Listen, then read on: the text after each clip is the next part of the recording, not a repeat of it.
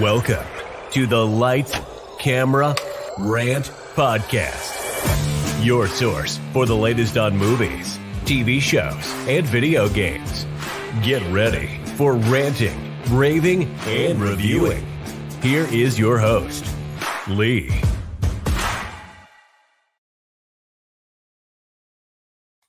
Hi everyone, and welcome back to I think I just realized my mic was turned off for that first part, but that's all right. It is what it is.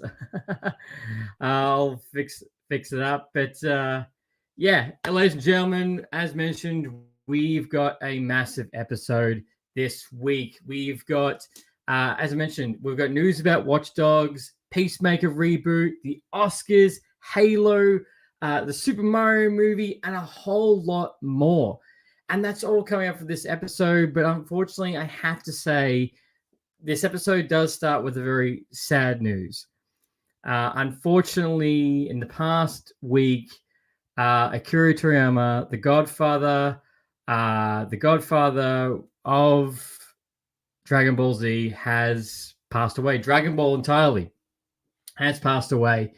And I'd also like to say thank you very much for the Game Junction from Bram Come Past on the Twitch chat. Thank you for coming past, man. Man, you're really struggling with that OBS. I'm not using OBS. I told you that. But yes, in the past week, unfortunately, Akira Toriyama, rest his soul. Our best wishes go out to his pets, his family, his friends, everyone, for all the lives that he's touched. Unfortunately, he created something, Dragon Ball Z, parts of Dragon Ball GT, Dragon Ball Super has touched so many people, so many lives, and has inspired so many people of new shows, new animations. It took over people's childhoods, gym fanatics, kids, scream and you get more powerful. Goku is a hero. The stories, the legends, everything involved. And when I woke up and saw the fact saw on Instagram that was, as soon as I opened Instagram, I saw it and I thought, wow, shit, that's a bit sad part of the day. That's not how I wanted to start my day. That's not how I thought this week was going to go. But it is. And as Brand says, very sad news. This one does hurt. It does. I was very shocked when I was reading it. The last time I saw a death that I looked at and I thought, oh my God, was Robin Williams, Carrie Fisher, Alan Rickman. Those are all top ones that I look and go, oh damn, because it's part of your childhood. And seeing that opening thing and how many people he has touched, how many lives he's touched, is just astonishing, absolutely astonishing. And seeing all the tweets, seeing all the love coming out for him. And Mr. Mark My Words on the YouTube chat, thanks for coming past, man. Appreciate it. I hope you enjoyed. We were away. He was on for a longer holiday than I was, but I was away last weekend, which is why this episode is coming out a little bit later. But yeah, he was 60 hours, 69 when he passed away. So it's at that age. But if he could see all the love that's been poured out for him right now, I'm sure he'd be smiling. And I remember waking up before school, watching Cheese TV for Australians, and seeing Goku turn Super Saiyan for the very first time. And I thought that was so exciting. That was mad. That was so cool. And then going to school and talking about everyone, what's going to happen next? What's going to happen with Frieza? And then the Cell Saga, Majin Buu. Then we get the horrible Dragon Ball Evolution. And then just when you think there's going to be nothing more, we get Dragon Ball Z Battle of the Gods, a brand new movie. And then we get Resurrection F. And then we get the brand new one with Gohan, with new transformation. We get Dragon Ball Super and so much more. And then we do have Dragon Ball Dogma, Dogma, I think it's called, which I'm a bit like, iffy about. But it's not, it's very sad. But as mentioned, all my best wishes go out to his friends, his family, and his pets. And it's not how I want to start an episode like this, but we have to pay our respects to a great man who's given us such a big thing that's impacted so many lives. So, rest R.I.P. Akira Toriyama. Now let's get into something a little bit more uplifting, and not uplifting, and get more into this episode. So we all know for a little while that announced just another month that Sea of Thieves is coming to PlayStation on April 30th. Now, when this was announced, there was no pricing. Now we do have the pricing structure. Now, I'm a little bit gutted about this. I'm a little bit gutted, it's probably not word. It's a little bit surprised for a pricing for a 6-year-old game. Like, I understand what they're trying to achieve, but a 6-year-old game, the standard edition is $60. It's flat. I was like, I thought it might be a little bit cheaper, more like near the $40 mark. And then you'd have, the upgrade versions, the bigger packs, but the standard version will at least be less. But unfortunately, it's not. So the standard version, $60. Then you get a mid-tier one, which is $75. It gives you a whole bunch of skins for your boat and for yourself. And then we've got the very top tier, which is $100, which is the premium edition, which gives you everything and also gives you a shit ton of in-game currency. It also lets you access 5 days earlier when it drops, which to me, I might purchase the $100 one, but at the same time, like, nah. Like, I wish the stand one was a little bit cheaper. Sea of Thieves not on Nintendo Switch, and this cost count me out. Brandon, yeah, the pricing. I understand the mid tier and the high end. Got it. Yep, I get it. That's what you're doing. That's how you make your money. But the standard version, I believe, should be a lot cheaper for a 6-year-old game coming out. But I know people are going to pay it. There's a whole bunch of PlayStation people that will pay this because it's finally coming on to PlayStation. Am I going to be buying it? Yes. Which tier it's going to be, I don't know yet. But yeah, I think it's a little bit highway robbery for a 6-year-old game to be $60 at launch. But I would love to know, are you going to be picking up Sea of Thieves? Are you going to be playing it? And which tier are you willing to purchase? That's the big question. Now, this was a little bit... Now, this is something that is a little bit controversial, and it's been debated for a very long time. Now, Zack Snyder obviously directed and made Batman v Superman, Dawn of Justice. Now, we got a gritty, old Bruce Wayne Batman with Ben Affleck, which, yes, he does kill in that movie in a warehouse scene, which was terrific. Now, a big debate about that was, Batman kills. Now, obviously, we know the big thing about Batman, he does not kill. Whatever. That's a binding principle of his entire character. Now, Zack Snyder did recently appear on the Joe Rogan podcast. And he said the fact that because Batman doesn't kill, that makes his character a little bit irrelevant and almost godlike. The fact that, you can't put him in situations like that, or you can't use him like that because of how it's going to go. But the thing is, it's different for every single character. I'm like, it's Batman. The whole point of that Batman doesn't kill is because of what happened to his parents. Not everybody has that same principle. It's different. It's like the funding binding in his character. And I don't think it breaks anything less about the character. It doesn't make anything less. And T on Twitch, thanks for coming past, man. Appreciate jumping in. Good to see you. And if anyone, definitely go check out Who's Got the Next Game podcast. They just dropped an episode last week. I've appeared on their show. They've come onto our show twice. Great podcast, great bunch of guys, and you need to go check them out 110%. And it's going back to Zack Snyder. that the man has weird choice of words and weird ideals. But the thing is, in every Batman, yes, there is also a debate that Michael Keaton killed, Christian Bale killed, but at the same time, it's not brought to light that he killed. You could see in Batman v Superman, he straight up murdered those people. And it doesn't take anything less from the character that you put him in those situations. It's still the whole point is the fact that Batman finds a way to go into a situation and be able to survive without killing everybody, or killing the bad guys. But every Batman you can look at, even Val Kilmer probably killed. You'd sit on it, but it's not highlighted that he murdered them as much as Batman v Superman. But he still tries to do his best. And the fact you have this brutal character that goes in these situations and does not kill.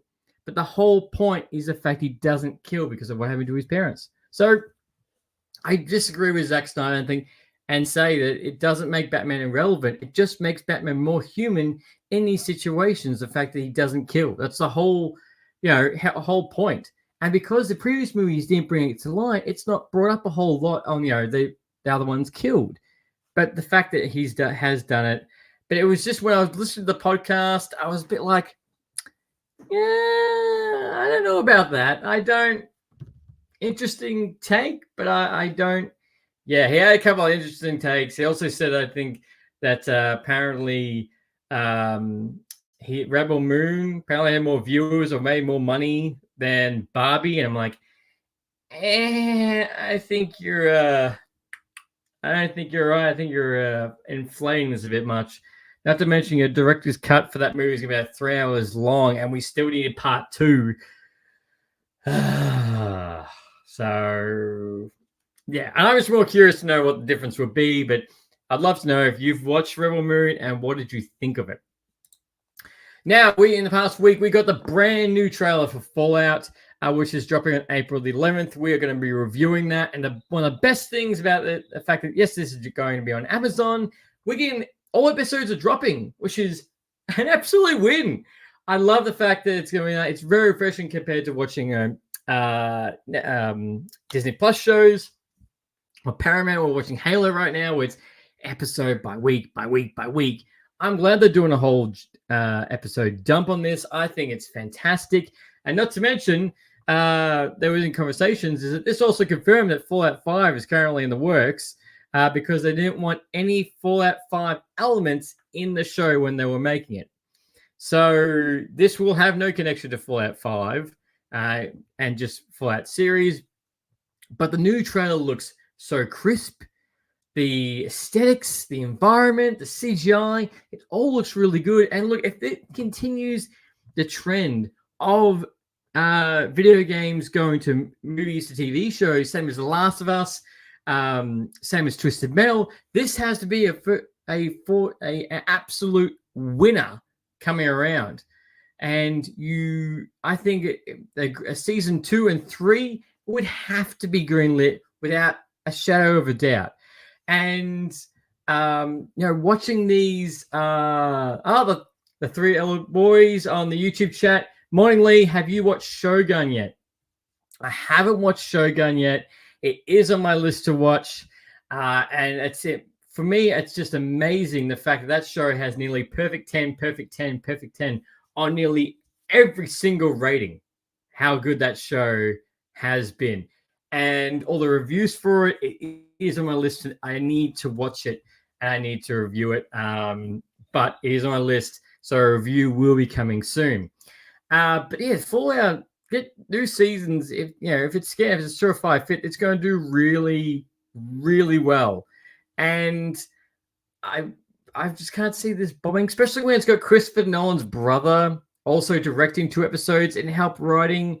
And he has recently said in an interview the show is not to pan to everybody. They just went into this to make a solid show from start to finish. But that is right around the corner. That looks great. Fallout 5 is confirmed. Shogun is amazing. I know. I need to. It's on my list. And Brandon from Game Junction podcast has also said that I need to watch it. I will get to it right now.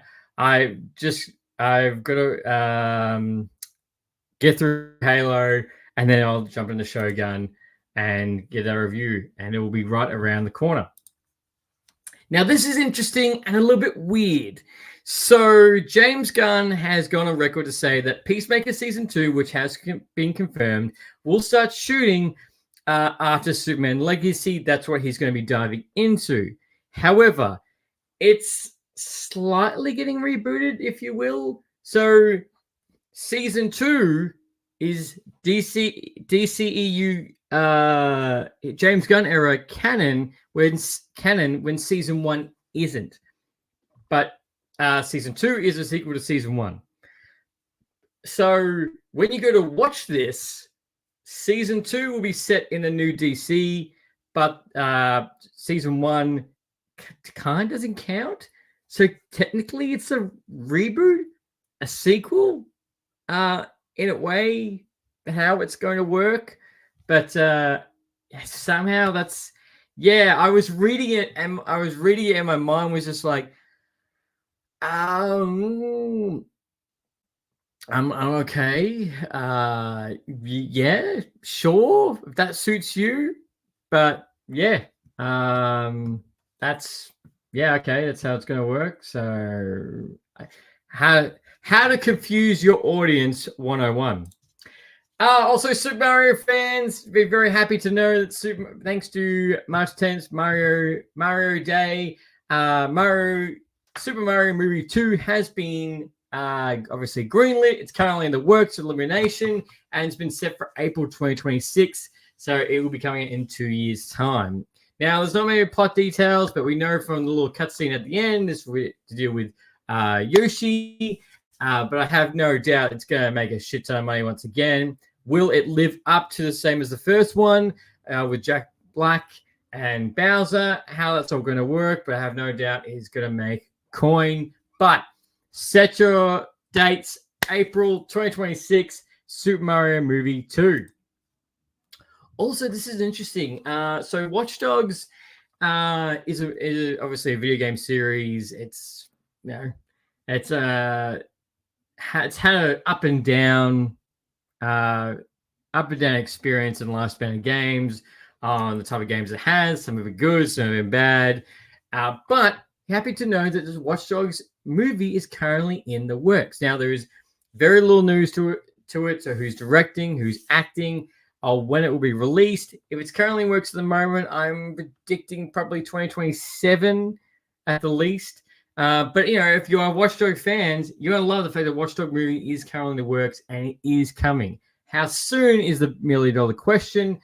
But you're happy to know that if you're a fan of the franchise, how it's going to look, it's definitely going to be live action. That we do know. How it's going to look and how it's going to work is how it's going to live up to. And will Watch Dogs movie also live up to the hype of, again, this renaissance, I don't know how to put it, of the fact that video games going to movies, TV shows, and just smashing it out of the park. Now, I also like to remind everybody that Star Wars Battlefront Classic is currently dropping this week on March 14th, and I will be picking up this as soon as it comes out. I can't wait for this. First 2 games, all DLC, online play, Galactic Conquest is coming out. It is dropping, so definitely make your purchase. Only $40 off the PSN store, so not ridiculous, but definitely looks like a lot of fun. I can't wait to pick this up. Also, okay, so let's get into the Oscars. So a couple of the Oscars predictions I made definitely came true. Christopher Nolan winning Best Director for Oppenheimer. Cillian Murphy is Best Actor. Robert Downey Jr. is Best Supporting Actor. Emma Stone for Best Actress. And Ryan Gosling did Ken, which was just does the Ken song, which is just hilarious, was fantastic. And Slash was there. That was on point. And also the dancers were also from Barbie. So all the Kens also came back for this. That was awesome. Sorry. John Cena presenting naked. Yes, John Cena presenting naked. That was funny. I wasn't expecting that, but okay. Especially the fact he's doing costume design, so that was really funny. The fact he was doing that. But something different. Each their own, but again, I give it to John Cena. He knows how to make something funny and do a good surprise. Now, the Oscars wouldn't be the Oscars without something going wrong. Now, remember last year with La La Land, the Best Picture, someone read out the card wrong, stuffed everything up, and it was just a schmozzle. And if you go back and watch that, which I didn't really realize, is that you just see everyone's reaction going, oh my God, oh no, it's terrible. Like you just like someone's been murdered on stage. That's how bad it looked. How bad it looked for all of that. So again, we have a situation with Al Pacino, who was coming out to give the Best Picture. And I don't know if someone told him to wrap it up or hurry up or just don't worry about saying the nominees. But he literally just opened the card and went, oh, look, Oppenheimer. And yeah, so I don't know if that's someone who's told him that or he stuffed that up entirely. But he didn't want to name nominees. He was like, no, I'm just telling everybody the winner. Stuff everybody. And Oppenheimer winning Best Picture was the best. That was my prediction with everything else that came out last year. Barbie that still got a light to shine at the Oscars, but Cillian Murphy, Robert Downey Jr., Emma Stone, Christopher Nolan, they all deserved it. Yeah, last year was an absolute massive year for film, and some of them were just fantastic and well deserved for all of this. Now, there was one other thing. And Danny DeVito and Arnie and Michael. I was supposed to say Michael Caine. Michael Keaton. The Batman segment. Oh fuck, that was so funny. I loved it, and just him like, come on, you want to go? That was a really good. That was probably the one I was laughing the most at, was that scene. But now this caused a slight uproar, and I understand why it happened. I understand why people were annoyed. So, also Godzilla won Best Visual Effects, which I think is the first time in 14 years or 13 years Marvel has won one. But Godzilla -1 was well deserved best animation. Best animation. Best visual effects was well deserved. Now, this was probably the biggest upset from the whole thing. Was best animated movie. Now, for me, the best animated movie would have been Spider-Man Into the Spider-Verse. That would have been an absolute choice. However, The Boy and the Heron won instead. That won the best animated movie of the year. And looking at the movie, I can understand why. And I think people misconception on best animated movie. It doesn't mean the best animated, animated movie, like this movie was animated. No, it's just animated movie, and that's so instead of like, just best animated movie in general, not how it was animated. Yes, the best animation out of all the films is Into the Spider-Verse. That is without a shadow of doubt. But best animated movie as a whole went to The Boy and the Heron, which was understandable. Now, obviously, a lot of people are upset about that. I've been seeing robbed, jibbed. We want to recount all of that. So, and I understand why. But look, when you compare the two films, I haven't seen it. I watched just a quick little thing about it, and it's understandable why it won. And look, Spider-Man Into Spider-Verse has a lot more awards with it. It's won a lot more hearts. It's done extremely well. So you got to take where you take the wins and take the losses. If you want to make it any feel bad, have a look at Bradley Cooper right now. He did a fantastic performance with the Maestro.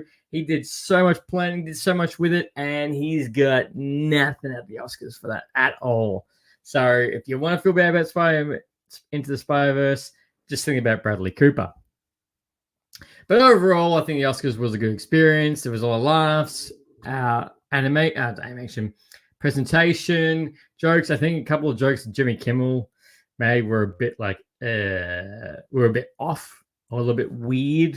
That was probably the other thing. A couple of jokes with RDJ. I was like, okay, each their own, whatever. But that was a little bit weird. But everything else was pretty good, and nothing with Will Smith and Chris Rock. So that's always a win. Now let's get into Halo. Halo, where we only have 2 episodes left. Now, as you all know, I've been absolutely critical about Halo every single week, and I've had people going to me and going, "Oh, if you don't like it, why are you watching it?" I'm like, I like elements of it. I like what it could be. And I watched this, and it's almost infuriating to watch, because you think, wow, they could have done this better. They could have done that better. They could have done this better. They could have done that. But no, we're going into this. Now, look, this episode, Onyx, had a great opening. I love the simulation scenes with Perez. I thought that was cool as shit with all the recruits. That was cool. Very video game-like. I like that. And I did like the episode, how the fact that Perez versus Kai going on about it. We get a lot of Kai in this episode. We find out that she finds out what happened with Reach, which elevates everything. She versus Master Chief. Oh my God! Spoilers! Left, right, and center for this. And, she also versus Master Chief, which becomes very brutal. And you knew it was coming. And then we know Halsey. Halsey's trying to find an exit off the planet. She bumps into her daughter Miranda, which finally appears after 5 episodes. McKee also has a bit of a struggle between the Arbiter and the Priest, and Cortana is technically playing multiple sides, and it plays in more to the fact that Reach was just totally planned, and then it was going to happen. Cortana obviously knew as well. Cortana's still trying to help Master Chief get to the Halo before the Covenant, and he still doesn't have his armor. And here's the thing: is I had a comment was like, how could someone steal his armor? It's over 2,000 pounds. I'm like, well, if you watch the show, you'd find out the fact how he got stolen was the fact that it was on a ship and they took it with them with the rest of the armor. And that's why his entire team got murdered. Well, one of his team got murdered. One of his teams retired. One of his team members, Kai, was currently playing both sides at the moment. And we did get a Snapchat for next week's episode, which looks like the tensions are rising to get ready for the final. And we finally see, after 4 episodes, we finally get a glimpse of his armor again, which again looks like he's not going to put on the armor until the very last episode. So that's not a spoiling warning. That is a premonition, prediction, whatever you want to throw at that. So I found this episode good. I thought it was keeping everything. It was just good seeing again more military. And again, I do not give a shit about Kwan. I do not care about Kwan, and more about her story, about going into that. I was like, I don't care. Like, I really hope if this season gets in episode 3, they get rid of the whole Kwan story. Like, no one is asking for more. No one gives a shit about her story. No one cares. Just focus on Master Chief and what's happening around him. And that's the whole bloody point. That's what infuriates me about this show and stuff like that. And obviously, Kai's also training the next generation to Spartans, which potentially have been lied to on how easy it is to kill the Covenant, which could lead into a giant mess, which looks like it's in the next episode. But can't believe that we're also coming to the end of Halo. Only 2 more weeks left, and we're also going to be in that time next week. This week we've also got Invincible season 2. So we're going to be reviewing both at the same time. And yeah, what do you like? What do you think? Like, what do you think about so far? It's got elements I like. Characters returning. Halsey's going to have a great time telling Miranda that her father is dead, and what happened with Reach. That's going to be a whole thing. But again, you find out more Reach is more of an inside job and what's happening. And then right as the episode ends, Master Chief and McKee both touch the artifacts. And remember what happened last time. It technically took them to Halo very briefly. So I think this will give them more a view of the direction. So it's direction of getting to Halo. So this is really leading to the fact that season 3 will be just a race to Halo and be the launching point exactly into the first Halo game.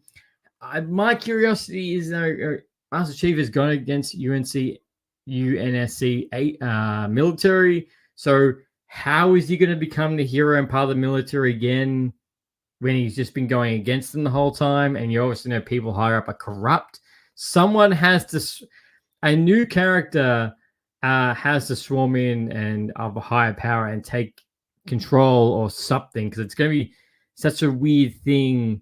The fact that he's going to go join them. That's it. He's going to rejoin them in the support of the UNC, support humanity, and they're going to trust him again. And how much is going to be lied to? So how is that all going to come into this factor? And again, I do find that with Halo, the CGI, the production is still top notch in that sense. So everything on that scale is great. It's just the story that's the most infuriating part to watch. Everything around it, like, Pablo is doing a great job with what he has, and the fight scenes are great, and the first episode when he was fighting, the elites, and all the energy blades, that was great. Battle on Reach, it's like what do you call it? It's like a earthquake. I can't remember what it's called. It tracks earthquakes that happens. It's just going up and down, up and down, up and down, up and down, up and down. That is exactly the storyline of Halo season 1, season 2 is. But I will have to say one thing is that probably compared to the first season, there's a bit more action and less Quan, which is good, but we need that little bit more of less Quan. But again, solid episode. I'm semi-liking where this is going. The last 2 episodes look like they're going to be an absolute banger. But again, it's going to be another 2 years until we get Halo Season 3, which will be the big one. Season 3 of Halo has not been greenlit at the moment, or no announcement, so we'll have to wait until the last episode and see what that's going to lead to, but that is around the corner. But again, I always want to know, what did you think about the last episode? What have you thought about Halo so far? Is it, are you enjoying it? It's kind of set in a different universe. What do you think about the whole thing with Kai, Miranda, and what's your predictions for the fall, because it is right around the corner? Now, I'd like to say thank you very much to everyone who's come past for this episode. Everyone's going to lives, everybody. It's been fantastic. And as always, until next time, happy ranting. Thanks for listening to Lights, Camera, Rant. If you like the show, don't forget to subscribe so you don't miss a single episode. While you're at it, leave us a rating and review, and be sure to tell your friends. Until next time, happy ranting.